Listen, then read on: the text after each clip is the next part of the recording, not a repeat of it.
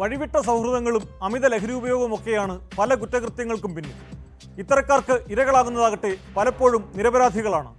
കൊല്ലം മൈനാഗപ്പള്ളിയിൽ കഴിഞ്ഞ ദിവസം വീട്ടമ്മ അപകടത്തിൽ കൊല്ലപ്പെട്ട സംഭവത്തിലും പ്രതികളുടെ അമിത ലഹരി ഉപയോഗമാണ് വില്ലനായത്. മുഖ്യപ്രതി അജ്മലും കൂട്ടുപ്രതി ഡോക്ടർ ശ്രീകുട്ടിയും മദ്യപിച്ചിരുന്നതായാണ് പോലീസ് നൽകുന്ന വിവരം. ഇരുവരെയും കുറിച്ച് കൂടുതൽ വിവരങ്ങളും പുറത്തു വന്നിട്ടുണ്ട്. ആ വാർത്തയിലേക്കാണ് പോലീസ് പട്രോൾ ആദ്യം. സ്വാഗതം.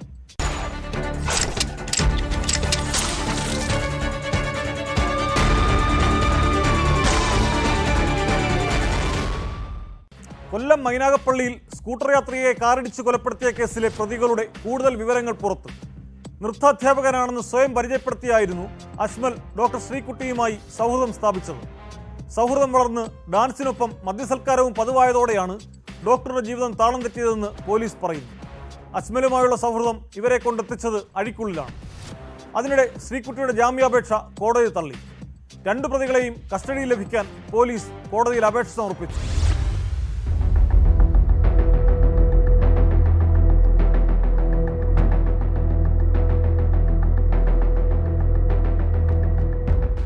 തിരുവോണനാളിൽ വൈകിട്ട് മൈനാഗപ്പള്ളിയിൽ കാറിടിച്ച് സ്കൂട്ടർ യാത്രിക കൊല്ലപ്പെട്ട സംഭവത്തിൽ പിടിയിലായ പ്രതികളുടെ കൂടുതൽ വിവരങ്ങളാണ് പുറത്തുവരുന്നത്. അപകടമുണ്ടാക്കിയ കാറിൽ അജ്മലിനൊപ്പമുണ്ടായിരുന്ന യുവ ഡോക്ടർ ശ്രീകുട്ടി പിൻസീറ്റിലിരുന്നായിരുന്നു യാത്ര ചെയ്തതെന്ന് പോലീസ് പറയുന്നു.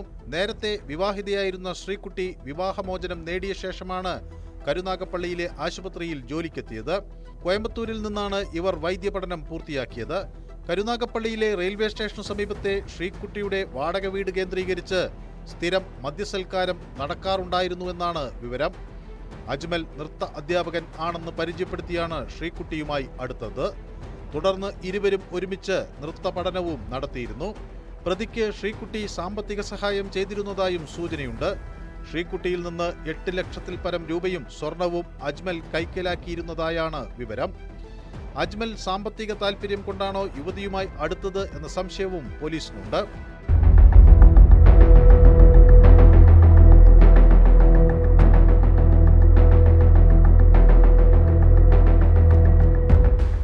തിരുവോണ ദിവസം മറ്റൊരു സുഹൃത്തിന്റെ വീട്ടിൽ നിന്ന് മദ്യപിച്ച ശേഷം മടങ്ങുമ്പോഴായിരുന്നു അപകടം. പ്രതികൾക്കെതിരെ കുറ്റകരമായ നരഹത്യാ കുറ്റം ചുമത്തിയാണ് കേസെടുത്തത്. വാഹനമിടിച്ചു തെറിച്ചു വീണ സ്ത്രീയുടെ ശരീരത്തിലൂടെ മനഃപൂർവ്വം കാറു കയറ്റിയിറക്കി നിർത്താതെ പോയി എന്നാണ് കേസ്. വാഹനം നിർത്താതെ ഓടിച്ചു പോകാൻ അജ്മലിനോട് പറഞ്ഞത് ശ്രീകുട്ടിയാണെന്ന ദൃക്സാക്ഷിയുടെ മൊഴിയുടെ അടിസ്ഥാനത്തിൽ പ്രേരണ കുറ്റമാണ് ഇവർക്കെതിരെ ചുമത്തിയത്. ഡോക്ടറായിട്ടും അപകടത്തിൽപ്പെട്ടയാളെ രക്ഷിക്കാനോ പ്രാഥമിക ശുശ്രൂഷ പോലും നൽകാനോ ശ്രമിക്കാതെ കർത്തവ്യം മറന്ന് മരണത്തിലേക്ക് തള്ളിയിട്ടു എന്നതും കുറ്റകൃത്യത്തിന്റെ ഗൗരവം വർദ്ധിപ്പിക്കുന്നു. പ്രതികളായ അജ്മലിനെയും ഡോക്ടർ ശ്രീകുട്ടിയെയും ശാസ്താംകോട്ട കോടതി 14 ദിവസത്തേക്ക് റിമാൻഡ് ചെയ്തിരിക്കുകയാണ്. അപകടമുണ്ടാക്കിയ കാറിന് ഇൻഷുറൻസ് ഉണ്ടായിരുന്നില്ലെന്നാണ് പോലീസ് അന്വേഷണത്തിൽ കണ്ടെത്തിയത്. അപകടശേഷം കാറിന്റെ ഇൻഷുറൻസ് ഓൺലൈൻ വഴി പുതുക്കിയിരുന്നു. അതേസമയം നാട്ടുകാർ മർദ്ദിച്ചെന്ന അജ്മലിന്റെ പരാതിയിൽ കണ്ടാലറിയാവുന്ന 5 പേർക്കെതിരെ പോലീസ് കേസെടുത്തു.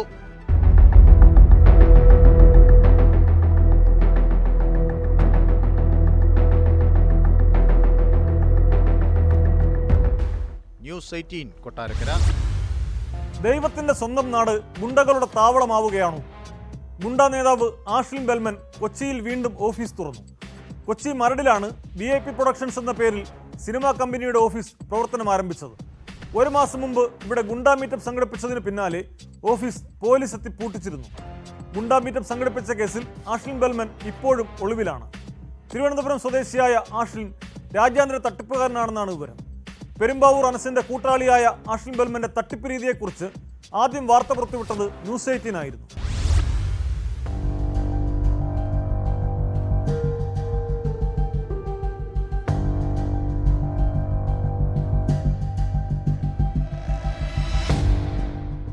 മരടിൽ VIP പ്രൊഡക്ഷൻസ് എന്ന പേരിൽ സിനിമാ നിർമ്മാണ കമ്പനി തുടങ്ങിയ അതേ ദിവസം തന്നെയാണ് തിരുവനന്തപുരം കളിക്കവിള സ്വദേശി ആഷ്ലിൻ ബെൽമൻ ഗുണ്ടാ മീറ്റപ്പ് സംഘടിപ്പിച്ചത്.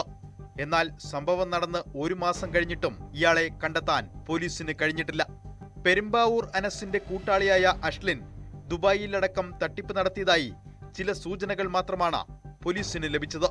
അതിന് പിന്നാലെയാണ് നേരത്തെ പോലീസ് പൂട്ടിച്ച മരടിലെ VIP പ്രൊഡക്ഷൻസ് എന്ന പേരിലുള്ള സിനിമാ നിർമ്മാണ കമ്പനിയുടെ ഓഫീസ് വീണ്ടും പുനരാരംഭിച്ചത്.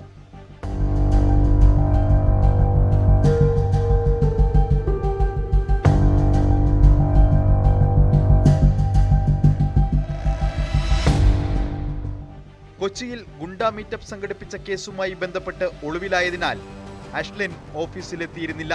2 മാസമായി സ്റ്റാർട്ട് ചെയ്തിട്ട് ഇന്നാണ് ഓപ്പണിങ്. ഓഫീസ് ഓപ്പൺ ചെയ്ത് അടഞ്ഞുപോകല്ല. ഇനാഗ്രേഷൻ കഴിഞ്ഞ മാസം 17-ാം തീയതി ആയിരുന്നു. അതിനുശേഷം കുറച്ച് ദിവസം അടഞ്ഞു കിടക്കാൻ സാറിന് ഇന്നോട്ട് റീഓപ്പണിങ്. സിനിമ മേഖലയിലുള്ള production, pre production, post production വർക്കുകളാണ് VIP പ്രൊഡക്ഷൻ ഹൗസ് ചെയ്തുകൊണ്ടിരിക്കുന്നത്. അത് ഫണ്ടിങ് ഉണ്ട്, മാർക്കറ്റിംഗ് ഉണ്ട്, എല്ലാ തരത്തിലുള്ള pre production and post production വർക്കുകൾ, അതിനുള്ള ഫിനാൻസിങ് ഇതൊക്കെയാണ് ചെയ്തുകൊണ്ടിരിക്കുന്നത്. നിലവിൽ ഇതിൻ്റെ ചെയർമാൻ ആഷ്ലിൻ ബെൽമനാണ്. ഡോക്ടർ ആഷ്ലിൻ ബെൽമനാണ് ഇതിൻ്റെ ചെയർമാൻ. അദ്ദേഹം ഇപ്പോൾ നിലവിൽ സ്ഥലത്തില്ല. ഇയാളുടെ സമൂഹ മാധ്യമ അക്കൗണ്ടുകൾ പരിശോധിച്ചപ്പോൾ ലഭിച്ചത് ഞെട്ടിക്കുന്ന വിവരങ്ങളാണ്. ലോകത്തെ അതിസമ്പന്നരിൽ ഒരാൾ, സിനിമാ നിർമ്മാതാവ്, മനുഷ്യാവകാശ commission Tamil Nadu vice president. Kochi police തിരയുന്ന ആഷ്ലിൻ ബെൽമന്റെ പ്രൊഫൈലിൽ രേഖപ്പെടുത്തിയിരിക്കുന്ന വിവരങ്ങളാണിത്. മരടിൽ ഗുണ്ടാ സംഗമം സംഘടിപ്പിച്ച കേസിന് പിന്നാലെയാണ് ആഷ്ലിൻ ബെൽമൻ എന്ന രാജ്യാന്തര ക്രിമിനലിനെ കുറിച്ച് അന്വേഷണം നടത്തിയത്. രാജ്യാന്തര ബിസിനസ്സുകാരനെന്നും സിനിമ നിർമ്മാതാവ് എന്നുമാണ് ഇയാൾ സ്വയം അവകാശപ്പെടുന്നത്. 897 ബില്യൺ ദിർഹം ആസ്തിയുള്ള സ്ഥാപനത്തിന്റെ മേധാവിയെന്ന ലിങ്ക്ഡിനിൽ ഉൾപ്പെടെ വിശദീകരിക്കുന്നുണ്ട്. 10ാം ക്ലാസ് മാത്രം വിദ്യാഭ്യാസമുള്ള ആഷ്ലിന്റെ പ്രൊഫൈലിൽ രേഖപ്പെടുത്തിയിരിക്കുന്നത് ഡോക്ടർ ആഷ്ലിൻ എന്നാണ്. തമിഴിലും തെലുങ്കിലും കന്നഡയിലുമായി 6 സിനിമകൾ നിർമ്മിച്ചു എന്നും അടുത്തത് മലയാളത്തിലാണെന്നും വ്യക്തമാക്കി ആഷ്ലിൻ ഒരു ഓൺലൈൻ മാധ്യമത്തിന് നൽകിയ അഭിമുഖവും പുറത്തു വന്നിരുന്നു.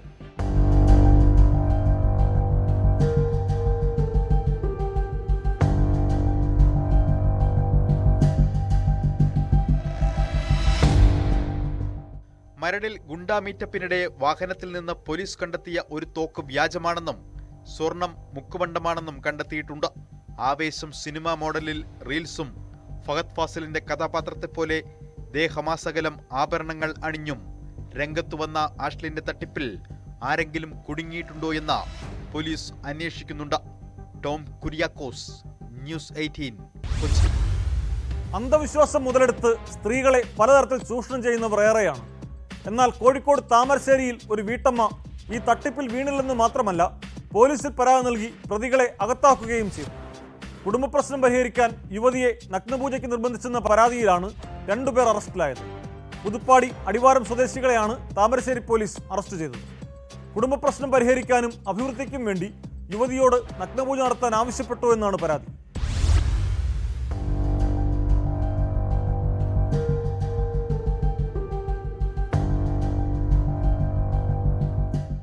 പുതുപ്പാടി സ്വദേശിയായ യുവതിയെ നഗ്നപൂജയ്ക്ക് നിർബന്ധിച്ചെന്ന പരാതിയിലാണ് അടിവാരം സ്വദേശികളായ PK പ്രകാശൻ, ഷമീർ എന്നിവരെ അറസ്റ്റ് ചെയ്തത്. കുടുംബ പ്രശ്നം പരിഹരിക്കാനെന്ന പേരിലാണ് നഗ്നപൂജയ്ക്ക് നിർബന്ധിച്ചതെന്ന് യുവതിയുടെ പരാതിയിൽ പറയുന്നു. ഭർത്താവിന്റെ ശരീരത്തിൽ ബ്രഹ്മരക്ഷസുണ്ടെന്ന് പറഞ്ഞാണ് ഇയാളുടെ സുഹൃത്തായ പ്രകാശൻ നഗ്നപൂജയ്ക്ക് നിർബന്ധിച്ചതെന്നും ഇതിനായി ഭർത്താവും നിരന്തരം ഉപദ്രവിച്ചെന്നും യുവതി പോലീസിനോട് വെളിപ്പെടുത്തി.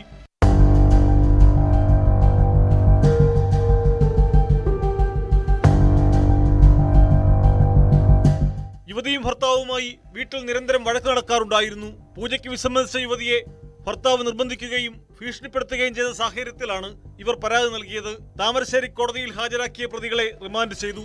സംഭവത്തിൽ കൂടുതൽ അന്വേഷണം നടത്തിവരുന്നതായി പോലീസ് പറഞ്ഞു.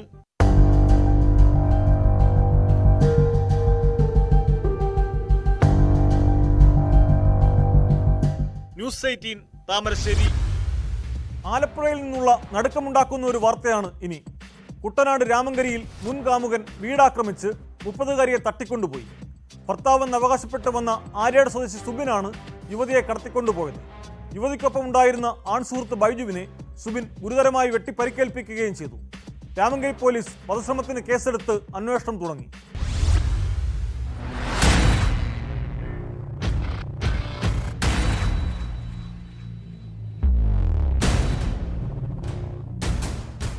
വേഴാപ്ര പുതുപ്പറമ്പിൽ ബൈജുവിനാണ് തലയ്ക്കും പുറത്തും തോളിലും കൈക്കും വെട്ടേറ്റത്. ചൊവ്വാഴ്ച അർദ്ധരാത്രിയോടെയായിരുന്നു സംഭവം. വേഴാപ്രയിൽ വയലിന് നടുവിലെ വീട്ടിൽ ബൈജു ഒറ്റയ്ക്കായിരുന്നു താമസം. ഇതിനിടയിൽ സുബിനുമായി പിണങ്ങിക്കഴിഞ്ഞിരുന്ന യുവതിയുമായി ബൈജു അടുപ്പത്തിലായി. കുറച്ചു ദിവസങ്ങൾക്ക് മുമ്പ് ഇരുവരും ഒരുമിച്ച് താമസം തുടങ്ങി. ഇതറിഞ്ഞ സുബിൻ ഭീഷണി മുഴക്കിയിരുന്നു. തുടർന്ന് രാത്രി ബൈജുവിന്റെ വീട്ടിലെത്തിയ ഇയാൾ പാറ ഉപയോഗിച്ച് വീടിന്റെ പിറകുവശത്തെ വാതിൽ തകർത്ത് വീടിനുള്ളിൽ അതിക്രമിച്ചു കയറുകയായിരുന്നു. യുവതിയെ വെട്ടാനോങ്ങിയത് തടഞ്ഞപ്പോഴാണ് ബൈജുവിനെ വെട്ടേറ്റത്. ആക്രമണത്തിൽ ഇയാളുടെ കൈവിരൽ അറ്റുപോയി. തുടർന്ന് തലങ്ങും വിലങ്ങും ബൈജുവിനെ വെട്ടുകയായിരുന്നുവെന്ന് പോലീസ് പറഞ്ഞു. ഗുരുതരമായി പരിക്കേറ്റ ബൈജു കോട്ടയം മെഡിക്കൽ കോളേജ് ആശുപത്രിയിൽ ചികിത്സയിലാണ്. ബൈജുവിൻ്റെ തലയ്ക്ക് ഒരു 20-25 വെട്ട് ഉണ്ട്. പിന്നെ വലത് കൈയുടെ ഒരു തള്ളവരലും അറ്റിട്ടുണ്ട്. അത് ആദ്യം ആ പെൺകുട്ടിക്കിട്ട് വെട്ടിയപ്പോൾ കയറി പിടിച്ചു എന്നാണ് ബൈജു പറഞ്ഞത്. അപ്പോൾ തള്ളവരൽ അറ്റിട്ടുണ്ട്. അതൊന്നും ചെയ്യാൻ പറ്റില്ല എന്ന് പറഞ്ഞത്. പിന്നെ പുറത്തുണ്ട്, ഷോൾഡറിനുണ്ട്, ഈ നടുവിലൊക്കെ വെട്ട് കിട്ടിയിട്ടുണ്ട്. മാരകമായ ആക്രമണമായിരുന്നു. അത് അടുക്കളയുടെ വാതിൽ ഒരു തേങ്ങാപ്പാരക്ക് കുത്തിപ്പൊളിച്ചാണ് അകത്ത് കടന്ന് ആക്രമിച്ചിരിക്കുന്നത്. നേരത്തെ സുബിനോടൊപ്പം താമസിച്ചിരുന്ന യുവതി ഇയാളുടെ ഉപദ്രവം സഹിക്കാതെ ബന്ധം ഉപേക്ഷിക്കുകയായിരുന്നു. പാടശേഖരത്തിലെ വെള്ളത്തിൽ മുക്കിയും വലിച്ചിഴച്ചുമാണ് യുവതിയെ സുബിൻ കൊണ്ടുപോയതെന്ന് പോലീസ് പറയുന്നു. രാത്രി തന്നെ നാട്ടുകാരും പോലീസും ചേർന്ന് തിരച്ചിൽ നടത്തിയെങ്കിലും യുവതിയെയും സുബിനെയും കണ്ടെത്താനായില്ല. 12 മണിയോടുകൂടിയാണ് ഈ സംഭവം ഉണ്ടാകുന്നത്. അവൻ എന്നെ വിളിക്കുകയായിരുന്നു ഫോണിൽ. അപ്പോൾ ഫോണിൽ വിളിച്ചിട്ട് പറഞ്ഞു എന്നെ വെട്ടി താഴെ ഇട്ടിരിക്കുകയാണ് എന്ന് പറഞ്ഞു. അപ്പം പെട്ടെന്ന് ഇവിടുന്ന് ഓടിച്ചെല്ലാൻ പറ്റുന്ന വഴി സൗകര്യങ്ങളൊന്നുമില്ല. വെള്ളം കയറി കിടക്കുകയാണ്. പാടശേഖരത്തിന് അടുക്കാണ് ആ വീട്. അപ്പോൾ അതിന് തൊട്ടടുത്തുള്ള വീട്ടുകാരും പിന്നെ വിളിച്ചു. അവർ വള്ളത്തെ കയറ്റി കൊണ്ടുവരാൻ പറഞ്ഞു. ആ സമയം കൊണ്ട് ഞാൻ പോലീസിനെ വിളിച്ചു, ആംബുലൻസിനെ വിളിച്ചു. പോലീസ് ഉടനെ തന്നെ എത്തി. ഞങ്ങൾ ആ ജീപ്പിൽ കയറ്റി മെയിൻ റോഡിൽ കൊണ്ടുപോയിട്ട് ആംബുലൻസിൽ കയറ്റി നേരെ ആലപ്പുഴ വണ്ടാനം മെഡിക്കലിലേക്ക് വിടുകയായിരുന്നു. യുവതിയുടെ സഹോദരിയുടെ വീട്ടിലെത്തി വടിവാൾ കാണിച്ച് ഭീഷണിപ്പെടുത്തി ചെളിപുരണ്ട വസ്ത്രം മാറ്റിയുടിപ്പിച്ച ശേഷമാണ് കടത്തിക്കൊണ്ടുപോയത്. തുടർന്ന് ചെങ്ങന്നൂർ ഭാഗത്തേക്ക് ട്രെയിനിൽ കയറി പോയതായാണ് വിവരം. സുബിനും യുവതിക്കുമായുള്ള തിരച്ചിൽ പോലീസ് വ്യാപകമാക്കി.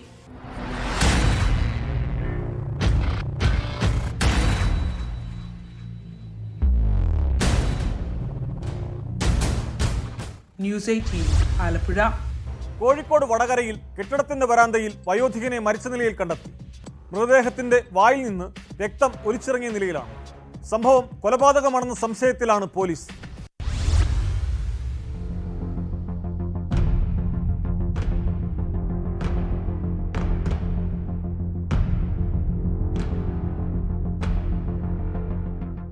വടകര പുതിയ സ്റ്റാൻഡ് പരിസരത്തെ കെട്ടിടത്തിന്റെ വരാന്തയിലാണ് വയോധികനെ മരിച്ച നിലയിൽ കണ്ടെത്തിയത്. രാവിലെ 9ഓടെയാണ് കഴുത്തിൽ തുണിഞ്ഞിറ്റിയ നിലയിൽ മൃതദേഹം വഴിയാത്രക്കാർ കണ്ടത്.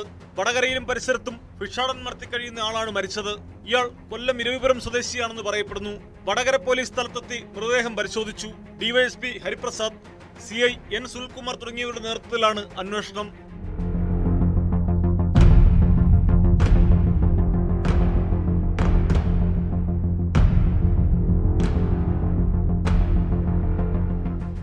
മൃതദേഹത്തിന്റെ തലഭാഗം വരാന്തയിലും കാലുകൾ പുറത്തുമായിട്ടാണ് കിടന്നിരുന്നത്. വായിൽ നിന്നും രക്തമൊലിച്ചിറങ്ങിയ നിലയിലായിരുന്നു. ഇയാൾ കിടന്ന സ്ഥലത്ത് പഴകിയ തുണികൾ കൂട്ടിയിട്ടിട്ടുണ്ട്. വിരലടയാള വിദഗ്ധരും ഫോറൻസിക് സംഘവും സ്ഥലത്ത് പരിശോധന നടത്തി. ഇൻക്വസ്റ്റ് നടത്തിയ ശേഷം മൃതദേഹം പോസ്റ്റ്മോർട്ടത്തിനായി കോഴിക്കോട് മെഡിക്കൽ കോളേജിലേക്ക് മാറ്റി. രാവിലെ 7ഓടെ ഇയാളെ ടൗണിൽ ആളുകൾ കണ്ടതായി പറയപ്പെടുന്നു. പോസ്റ്റ്മോർട്ടം റിപ്പോർട്ട് പുറത്തു വന്നാലേ മരണം സംബന്ധിച്ച് വ്യക്തത ലഭിക്കൂ എന്ന് പോലീസ് പറഞ്ഞു.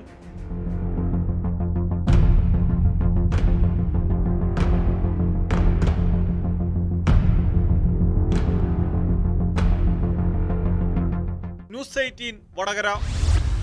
തിരുവനന്തപുരം കുളത്തൂരിന് സമീപം ദേശീയപാതയിൽ കാറിനുള്ളിൽ മൃതദേഹം കണ്ടെത്തി. വലിയവേളി പൗണ്ടുകടവ് സ്വദേശി ജോസഫ് പീറ്ററിനെയാണ് കാറിനുള്ളിൽ മരിച്ച നിലയിൽ കണ്ടെത്തിയത്. സംഭവത്തിൽ പോലീസ് അന്വേഷണം തുടങ്ങി.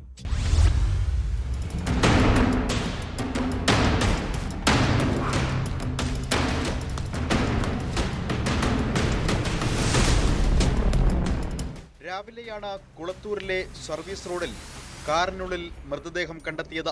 കാറിന് സമീപം ദുർഗന്ധം അനുഭവപ്പെട്ടതിനെ തുടർന്ന് നാട്ടുകാർ പോലീസിൽ വിവരമറിയിക്കുകയായിരുന്നു. തുടർന്ന് തുമ്പ പോലീസ് സ്ഥലത്തെത്തി നടത്തിയ പരിശോധനയിലാണ് കാറിനുള്ളിൽ മൃതദേഹമുണ്ടെന്ന് മനസ്സിലായത്. പോലീസിന്റെ അന്വേഷണത്തിൽ മൃതദേഹം വലിയവേളി പൗണ്ടുകടവ് സ്വദേശി ജോസഫ് പീറ്ററിൻ്റെതാണെന്ന് തിരിച്ചറിഞ്ഞു. കാറിന്റെ സീറ്റിന് താഴെ കിടക്കുന്ന രീതിയിലായിരുന്നു മൃതദേഹം. മൃതദേഹത്തിന് 3 ദിവസത്തോളം പഴക്കമുണ്ടെന്നാണ് പോലീസ് പറയുന്നത്. കഴക്കൂട്ടം അസിസ്റ്റന്റ് കമ്മീഷണറുടെ നേതൃത്വത്തിൽ അന്വേഷണം ആരംഭിച്ചതായി തുമ്പ പോലീസ് അറിയിച്ചു. ഹൃദയ സംബന്ധമായ രോഗമടക്കം ജോസഫിനുണ്ടായിരുന്നതായാണ് പോലീസ് നൽകുന്ന വിവരം.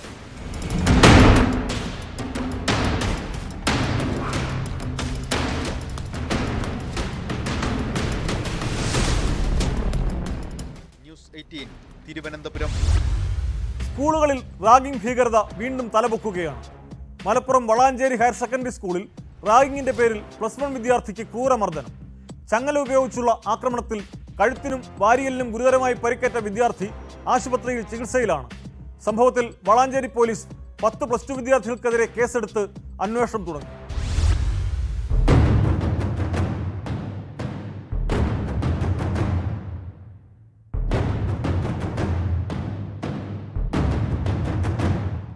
+1 സയൻസ് വിദ്യാർത്ഥിയായ 16-കാരന് നേരെയാണ് സീനിയർ വിദ്യാർത്ഥികളുടെ ആക്രമണമുണ്ടായത്.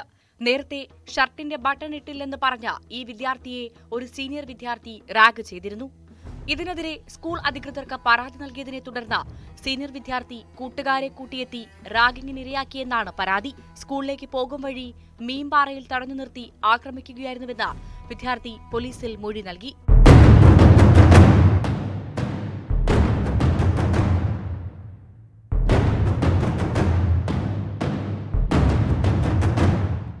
റോഡരികിലെ ചാലിലേക്ക് തള്ളിയിട്ട വിദ്യാർത്ഥിയെ പട്ടിക കൊണ്ടും ചങ്ങല കൊണ്ടുമാണ് ആക്രമിച്ചത്. നാട്ടുകാർ ഇടപെട്ടാണ് വിദ്യാർത്ഥിയെ രക്ഷപ്പെടുത്തിയത്. കഴുത്തിനും വാരിയലിനും ഗുരുതരമായി പരിക്കേറ്റ വിദ്യാർത്ഥി ആശുപത്രിയിൽ ചികിത്സയിലാണ്. ഭാരതീയ ന്യായ സംഹിത നിയമപ്രകാരമുള്ള വകുപ്പുകളും ഉൾപ്പെടുത്തിയാണ് 10 വിദ്യാർത്ഥികൾക്കെതിരെ പോലീസ് കേസെടുത്തത്.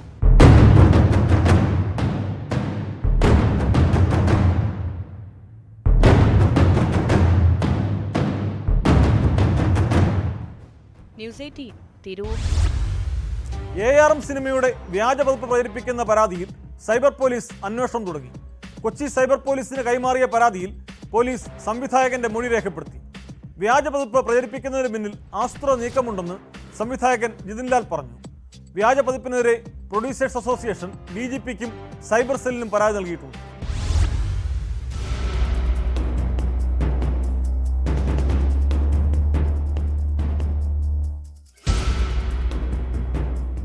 റിലീസ് ചെയ്ത 2ാം ദിവസം തന്നെ ടെലിഗ്രാമിൽ സിനിമ അപ്ലോഡ് ചെയ്തിട്ടുണ്ട്. സിനിമയുടെ വ്യാജപ്പതിപ്പ് ട്രെയിൻ യാത്രികൻ കാണുന്ന ദൃശ്യങ്ങൾ, ജിതിൻ ലാലും ടിവിയിൽ ഒരാൾ സിനിമ കാണുന്ന ദൃശ്യങ്ങൾ നിർമ്മാതാവ് ലിസ്റ്റിൻ സ്റ്റീഫനും സമൂഹ മാധ്യമങ്ങളിൽ പങ്കുവച്ചിരുന്നു. വ്യാജപ്പതിപ്പിനെതിരെ പ്രൊഡ്യൂസേഴ്സ് അസോസിയേഷൻ DGPക്കും സൈബർ സെല്ലിനും പരാതി നൽകിയിട്ടുണ്ട്.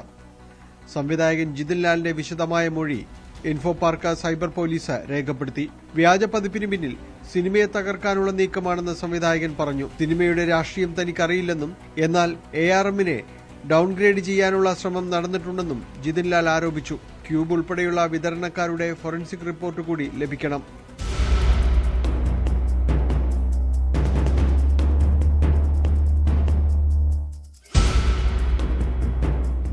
ഇന്നലെ ഞാൻ ഇത് വീഡിയോ പങ്കുവച്ച സമയത്ത് തന്നെ പല ചാനലുകളുടെയും കമൻറ്റുകൾ ഞാൻ വായിച്ചു. ജിതിൻ ലാൽ എന്തോ നമ്മൾ ഈ പബ്ലിസിറ്റി സ്റ്റണ്ട് നടത്തുന്നതാണ്, എല്ലാ സിനിമകൾക്കും ഇങ്ങനെയൊക്കെ സംഭവിക്കുന്നതാണ്. അപ്പോൾ അങ്ങനെ ഇത് ഞങ്ങളുടെ സ്വപ്നമാണ്. അതുകൊണ്ട് ഞങ്ങൾ ഒരിക്കലും അത് കണ്ടില്ല എന്ന് നടിക്കത്തില്ല. അതിനെതിരെ ഞങ്ങൾ ഫൈറ്റ് ചെയ്യും. ഓണം റിലീസുകൾക്കിടയിൽ മികച്ച പ്രതികരണമായിരുന്നു ടൊവിനോ തോമസ് നായകനായ ARM അജയന്റെ 2ാം മോഷണം എന്ന സിനിമ നേടിയത്. മാജിക് ഫ്രെയിംസിന്റെ ബാനറിൽ ലിസ്റ്റിൻ സ്റ്റീഫനാണ് സിനിമ നിർമ്മിച്ചത്. കേരളത്തിലെ തിയേറ്ററുകൾക്കകത്തുനിന്ന് തന്നെയാണ് സിനിമ മൊബൈലിൽ റെക്കോർഡ് ചെയ്തതെന്നാണ് പ്രാഥമിക അനുമാനം.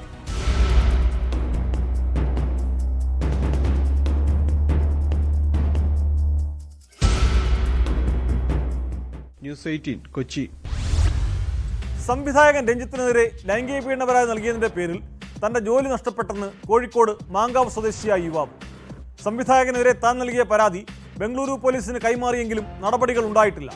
കേസ് തേച്ചുമാച്ച് കളയുന്നതിനുള്ള ശ്രമങ്ങൾ നടക്കുന്നതായി സംശയമുണ്ടെന്നും യുവാവ് ന്യൂസ് 18നോട് പറഞ്ഞു.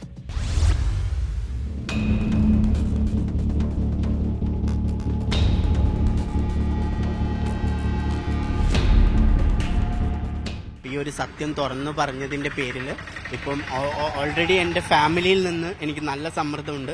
അതിനാൽ എനിക്ക് ഉണ്ടായിട്ടുള്ള നഷ്ടങ്ങൾ ചെറുതൊന്നുമല്ല. എന്നാൽ ജോലി നഷ്ടപ്പെടുമെന്ന് ഞാൻ കരുതിയിട്ടുണ്ടായിരുന്നില്ല. എന്നാൽ ഇപ്പോൾ എൻ്റെ ജോലി എനിക്ക് നഷ്ടപ്പെട്ടിട്ടുണ്ട്. അത് ഈ 3 ആഴ്ച അവർ ലോങ് ലീവ് എടുക്കാൻ first week, second week, third week എന്നുള്ള രീതിയിൽ അവർ 3 ആഴ്ച എന്നോട് ലീവ് എടുക്കാൻ വേണ്ടി പറഞ്ഞു. അപ്പോൾ ഈ ഫസ്റ്റ് വീക്ക്, സെക്കൻഡ് വീക്ക് ആയപ്പോൾ തന്നെ എനിക്കറിയാമായിരുന്നു ഇത് ജോലി ഇനി തുടരാനുള്ള ചാൻസ് കുറവാണെന്ന് പിന്നെ മാനേജറെ വിളിച്ചപ്പോഴും അവരുടെ ഭാഗത്തു നിന്നൊരു റെസ്പോണ്ട് എനിക്ക് ഉണ്ടായിട്ടുണ്ടായിരുന്നില്ല. അപ്പോൾ തീർച്ചയായിട്ടും ജോലി ഇന്ന് എന്നെ ഗ്രൂപ്പിൽ നിന്നെല്ലാം അവർ റിമൂവ് ചെയ്തു. സോ എൻ്റെ ജോലിയുടെ കാര്യത്തിലും ഏകദേശം തീരുമാനമായി. നമ്മൾ സത്യങ്ങൾ തുറന്നു പറയുമ്പോൾ നമുക്കുണ്ടാവുന്ന മാനസികമായി ഓൾറെഡി ഞാനൊരു പ്രശ്നത്തിലാണ്. ഇതിൻ്റെ ഇടയ്ക്ക് ജോലിയുടെ ഭാഗത്തു നിന്നും അപ്പോൾ ഇതൊക്കെ എനിക്കറിയാം. ഞാനൊരു സത്യം തുറന്നു പറഞ്ഞത് കൊണ്ട് മാത്രമാണ് ഇത്രയും ഉന്നതിയിലുള്ള ഒരു സംവിധായകനെ കുറിച്ച് മോശം പറയേണ്ട ഒരു ആവശ്യം എനിക്കില്ല. അന്ന് സംഭവിച്ച എനിക്കുണ്ടായിട്ടുള്ള വളരെ വിഷമകരമായ ഒരു സാഹചര്യം അല്ലെങ്കിൽ ഒരു അവസരത്തിന് വേണ്ടി പോയപ്പോൾ എനിക്ക് ഉണ്ടായിട്ടുള്ള ഒരു മോശം അവസ്ഥ ഞാൻ തുറന്നു പറഞ്ഞു വർഷങ്ങൾക്ക് ശേഷം. അന്ന് ഇതിന് പറ്റിയൊരു സാഹചര്യമല്ലായിരുന്നു. അതുകൊണ്ട് ആരും ഇത് കേൾക്കാൻ തയ്യാറാവുകയോ ഇതുകൊണ്ട് ഒന്നും ലഭിക്കുകയോ ഇല്ല എന്ന് മനസ്സിലായി. ലഭിക്കുക മീൻസ് നീതി ലഭിക്കില്ല എന്ന് അന്നേ അവർ പറഞ്ഞിരുന്നു. എന്നാൽ അത് തുറന്നു പറയാൻ ഇന്ന് ഞാൻ മനസ്സ് കാണിച്ചപ്പോൾ എനിക്ക് അതുകൊണ്ട് ഉണ്ടായിട്ടുള്ള നഷ്ടങ്ങളാണ് കൂടുതൽ. സംവിധായകൻ രഞ്ജിത്ത് എൻ്റെ ജോലി സ്ഥാപനത്തിൽ അവരുടെ മെയിൻ അഥവാ എൻ്റെ CEO ആണെങ്കിലും എൻ്റെ GM ആണെങ്കിലും അവരുമായി രഞ്ജിത്ത് ബന്ധപ്പെടുകയും ഞാൻ ഇന്ന ഹോട്ടലിലാണ് KPM ട്രിപ്പൻ്റെയിലാണ് വർക്ക് ചെയ്യുന്നതെന്നുള്ള അവർക്ക് പൂർണ്ണമായ ബോധ്യമുണ്ട്. അതിനാൽ അവരെന്നോട് ഈ ബൈറ്റ് കൊടുത്തതിന് പിറ്റത്തെ ദിവസം എന്നോട് നേരിട്ട് കണ്ട് സംസാരിക്കാൻ ആവശ്യപ്പെടുകയാണ് ചെയ്തത്. അങ്ങനെ ഞങ്ങൾ ഒരു ബോർഡ് റൂമിൽ ഇരുന്ന് ഏകദേശം 3-4 മണിക്കൂർ സംസാരിച്ചു. ഈ സംസാരത്തിനിടയിൽ രഞ്ജിത്ത് 3-4 വട്ടം എൻ്റെ പ്രസാദ് നായർ എന്ന് പറഞ്ഞ അദ്ദേഹത്തെ വിളിക്കുന്നുണ്ടായിരുന്നു.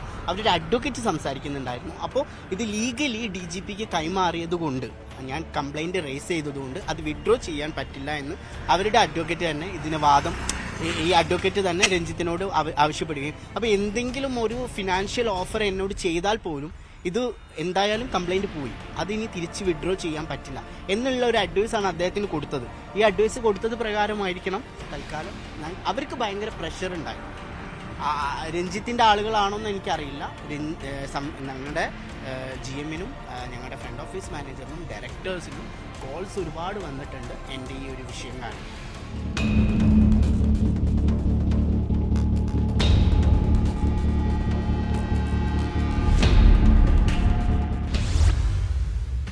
തമിഴ്നാട്ടിൽ നിന്നുള്ള മോഷ്ടാക്കളുടെ ഇഷ്ടയിടമാണ് കേരളം. വീടുകളിലടക്കം പണവും ആഭരണങ്ങളും സൂക്ഷിക്കുന്നതും പിടിക്കപ്പെടാനുള്ള സാധ്യത കുറവാണെന്നതുമൊക്കെ ഇവരെ കേരളത്തിലേക്ക് ആകർഷിക്കുന്നു. സ്ഥിരം മോഷ്ടാക്കൾക്ക് പിന്നാലെ അഭ്യസ്തവിദ്യരായ യുവാക്കൾ പോലും കേരളത്തിൽ മോഷണത്തിനെത്തുന്നുണ്ടെന്നത് ഏറെ ഞെട്ടുളവാക്കുന്ന കാര്യമാണ്. തിരുവനന്തപുരം നെടുമങ്ങാട് മാലമോഷണം നടത്തുകയും പിന്തുടർന്ന യുവാവിനെ കൊലപ്പെടുത്താൻ ശ്രമിക്കുകയും ചെയ്ത കേസിൽ പിടിയിലായത് ഇരട്ട ബിരുദധാരിയാണ്. മധുര രാമനാഥപുരം സ്വദേശി നന്ദശീലൻ എന്ന 25-കാരനാണ് അറസ്റ്റിലായത്.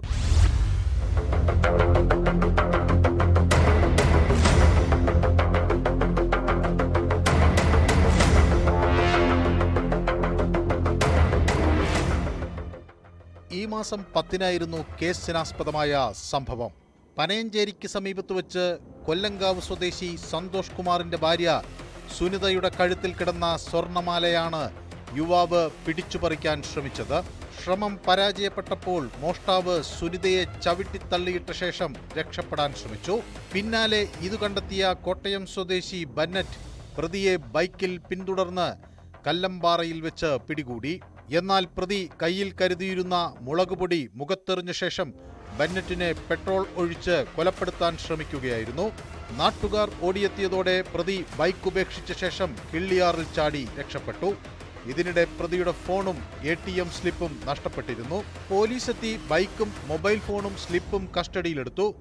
ഇവ കേന്ദ്രീകരിച്ചു നടത്തിയ അന്വേഷണത്തിലാണ് മധുര രാമനാഥപുരം സ്വദേശി നന്ദശീലനാണ് പ്രതിയെന്ന് തിരിച്ചറിഞ്ഞത്. തമിഴ്നാട് പോലീസിന്റെ സഹായത്തോടെയാണ് പ്രതിയെ അറസ്റ്റ് ചെയ്തത്.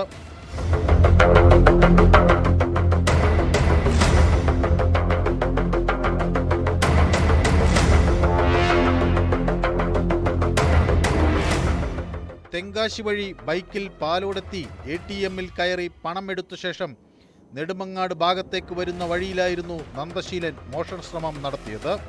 ആയംകുളം ബൈപ്പാസിൽ വെച്ച് 4-അംഗ സംഘം തന്നെ ആക്രമിച്ച് സ്വർണമാല പിടിച്ചുപറിക്കുകയും ബൈക്ക് മോഷ്ടിക്കുകയും ചെയ്തതായി ഇയാൾ അടുത്ത ദിവസം തമിഴ്നാട്ടിൽ പരാതി നൽകിയിരുന്നു. നെടുമങ്ങാട് പോലീസിൽ നിന്ന് ലഭിച്ച വിവരങ്ങളുടെ അടിസ്ഥാനത്തിൽ ഈ പരാതി വ്യാജമാണെന്ന് കണ്ടെത്തിയതോടെയാണ് പ്രതിയെ പിടികൂടിയത്. ബന്ധുവിന്റെ വാഹനം വാങ്ങിയാണ് ഇയാൾ കേരളത്തിലെത്തിയത്. തമിഴ്നാട്ടിൽ മോഷണം നടത്തിയാൽ പോലീസ് ശിക്ഷിക്കുമെന്നും കേരളത്തിൽ പിടികൂടിയാലും ശിക്ഷ ലഭിക്കാൻ സാധ്യത കുറവാണ് എന്നുള്ളതിനാലുമാണ് ഇവിടെ എത്തിയതെന്ന് നന്ദശീലൻ പോലീസിനോട് പറഞ്ഞു. ഇയാൾ ഇരട്ട ബിരുദധാരിയാണെന്നും സഹോദരി ഡോക്ടറും സഹോദരൻ എഞ്ചിനീയറും ആണെന്നും പോലീസ് അറിയിച്ചു.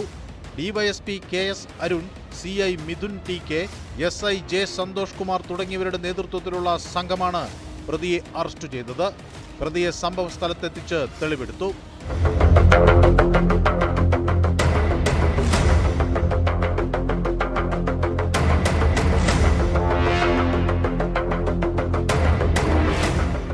ന്യൂസ് 18 നെടുമങ്ങാട്. കർണാടകയിലെ മാണ്ഡ്യയിലുണ്ടായ വർഗീയ സംഘർഷത്തിൽ അറസ്റ്റിലായവരിൽ 2 മലയാളികൾ. നാഗമണ്ഡലയിൽ കച്ചവട സ്ഥാപനം നടത്തുന്ന മലപ്പുറം സ്വദേശികളാണ് അറസ്റ്റിലായത്.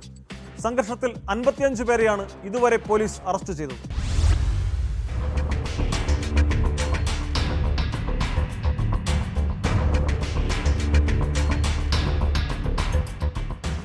ഗണേശ നിമഞ്ജന ഘോഷയാത്രയ്ക്കിടെ കഴിഞ്ഞ 11-ാം തീയതിയാണ് ഇരു സംഘങ്ങൾ തമ്മിൽ ഏറ്റുമുട്ടിയത്. ഘോഷയാത്ര മൈസൂരു റോഡിന് സമീപം നാഗമണ്ഡല ടൗണിൽ എത്തിയപ്പോഴായിരുന്നു സംഘർഷം ഉടലെടുത്തത്. കല്ലേറിൽ തുടങ്ങിയ സംഘർഷം പിന്നീട് അക്രമത്തിലേക്ക് വഴിമാറി. ഇരു സംഘവും ചേരിതിരിഞ്ഞ് ഏറ്റുമുട്ടി.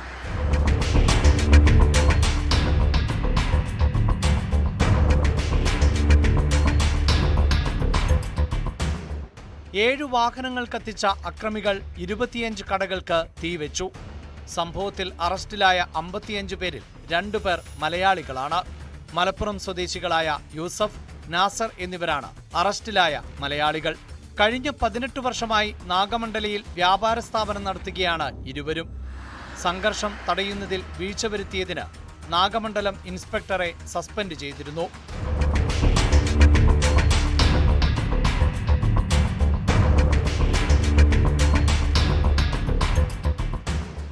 ഇന്റലിജൻസ് മേധാവിയെയും സ്ഥലം മാറ്റി. അറസ്റ്റിലായ മലയാളികൾക്ക് നിരോധിത സംഘടനയായ PFIയുമായി ബന്ധമുണ്ട് എന്ന ആരോപണവുമായി BJPയും ഹിന്ദുത്വ സംഘടനകളും രംഗത്തു വന്നു. എന്നാൽ പോലീസോ സർക്കാരോ ഇക്കാര്യം സ്ഥിരീകരിച്ചിട്ടില്ല.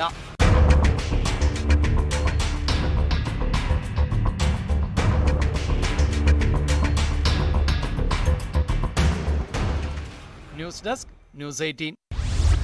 ഗുജറാത്തിൽ രോഗിയുടെ ബന്ധുക്കൾ ഡോക്ടറെ ആക്രമിച്ചു. ഭാവ്നഗറിലെ സ്വകാര്യ ആശുപത്രിയിൽ തലയ്ക്ക് പരിക്കേറ്റ് കൊണ്ടുവന്ന സ്ത്രീയുടെ ബന്ധുക്കളാണ് ആക്രമണം നടത്തിയത്. അത്യാഹിത വിഭാഗത്തിൽ പ്രവേശിക്കുന്നതിന് മുമ്പ് രോഗിയുടെ കുടുംബാംഗങ്ങളോട് ചെരുപ്പഴിക്കാൻ ആവശ്യപ്പെട്ടതാണ് പ്രകോപന കാരണം. സംഭവത്തിൽ 3 പേരെ പോലീസ് അറസ്റ്റ് ചെയ്തു. ഇന്നത്തെ പോലീസ് പട്രോൾ പൂർത്തിയാകുന്നു. നമസ്കാരം.